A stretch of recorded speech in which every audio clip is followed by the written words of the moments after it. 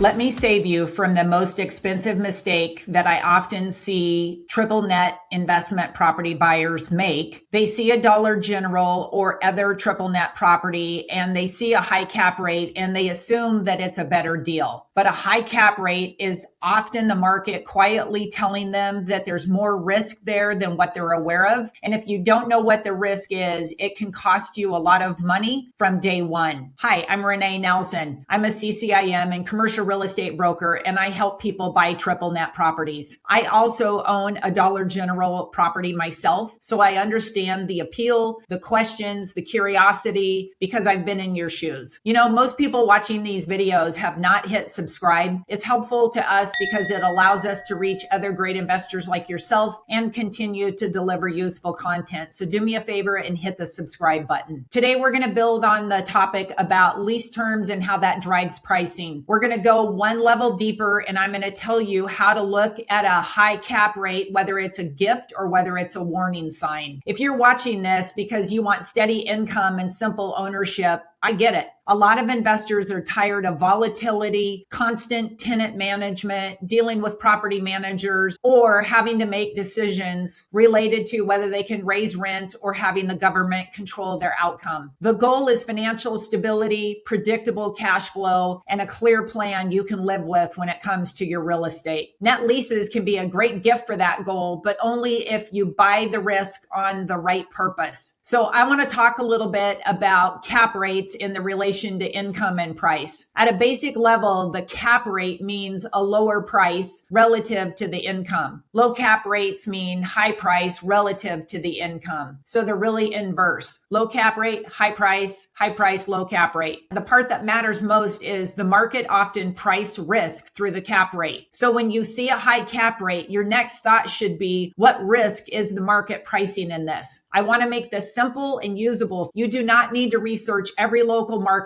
and figure out what replacement rents you need to screen on a deal. All you need to do is make a strong first pass by looking at the listing broker's offering memorandum or marketing package. Focus on the numbers and ask yourself one question. What's the years remaining on the lease? How much annual rent is shown in the offering memorandum, and what's the cap rate? And those should then answer the question and whether this fits with your exit plan and who will be your buyer. Here's a truth that I say out loud because it changes how you should evaluate every deal. No one can guarantee whether a tenant will renew a lease. So you're not buying a promise. You're buying a contract for a period of time. And your job is to decide if the price matches the amount of time that you're buying that cash flow. Now let's talk about the warning signs. The reason that the cap rate can be high, I'm going to give you a simple checklist. These are not complicated, and most of them are visible in the offering materials or in a quick call to the listing broker. Warning sign number one is the lease term is getting short. Lease terms are the biggest driver of perceived certainty. When you see a high cap rate, check the lease expiration dates first. If you're within 5 years of expiration, you're probably approaching a decision point that you cannot control. That doesn't mean the deal is bad. It means that the price needs to reflect the uncertainty on whether the tenant will renew. Here's the mistake that I see all the time. Someone buys a deal with 6 years left because the cap rate looks really attractive. Then they hold it for 3 years and now they want to sell it because they're panicked. The buyer pool is super small and often the pricing becomes soft and there's not as many buyers and it doesn't look as good as it did when you bought it. Warning sign number two, the cap rate is high because liquidity is lower. Liquidity means how easy is it going to be to sell to the next buyer. A Dollar General in a major metro market with a long-term lease often has more buyers. A Dollar General in a small market can still be a solid investment, but you just may have fewer buyers that are interested. And fewer buyers means the market demand is soft and you should get a discount. You will see a discount and a higher cap rate. Warning sign number three, the deal is priced for a quick buyer, not a long-term owner. Sometimes we'll see an offering that is positioned as high cap rate opportunity and the marketing is focused on the yield only. Anytime the story is about the cap rate, slow down. Ask yourself, what's the term? What are the options? And what's my exit plan? Who would buy this from me when I'm ready to get out if the tenant does not want to renew? Warning sign number 4, the lease structure has friction. Most Dollar General leases are straightforward, but you still want to look at the basics. How much time is left on the primary lease? Are there options to extend? Does the rent increase or are there rent bumps involved? And is this truly a triple net property? Again, you don't have to litigate every clause during the initial screening, but you should know what you're looking at and what you're about ready to buy so that you can make a wise decision. Warning sign number 5, the property is trading like a bond, but it's not priced like a bond. Some buyers think triple net leases are the same as a bond. Predictable payments, low risk, done. It's not the same. It's a real estate asset with a lease attached to it. If a deal is priced tightly, but the term is short or the buyer pool is thin, you're going to pay bond pricing for non-bond risk, and that's where investors get hurt. Now, when the cap rate is high, is that actually a gift? Here are the situations where a high cap rate can make sense. 1, you're intentionally buying a shorter term because you want a higher yield and you have a clear exit plan. 2, you're comfortable with holding through the next decision point and you have reserves and patience if the outcome is not perfect. And 3, the deal is priced perfectly and correctly for the risk that you're taking on, meaning you're being paid for the uncertainty that you're taking on with a shorter term lease. Here's a quick test that you can run in 60 seconds. I call it the 3 timeline test. Timeline 1 is today. What's the annual rent and the offering? What's the cap rate? And how much term is left? Timeline 2, your planned hold period. If you hold for 3 years, how much term will be left at that time? And if you hold for 5 years, how much time will be left on the lease? And timeline 3 is your exit. At that future point, would a buyer feel like they're buying a stable asset or buying an expiration event? If your deal only works if you assume an easy renewal, that's a red flag. Your underwriting should work without a perfect outcome. Now, I want to make this personal for a minute. I own a Dollar General because I wanted simplicity and predictability. I wanted income that did not depend on constant management. I 1031 exchanged out of an apartment building because the property was aging and I just didn't want to deal with the tenants anymore. That transformation is real for a lot of investors. It gives you fewer headaches, steadier cash flow, and clear planning. But the way you get to that outcome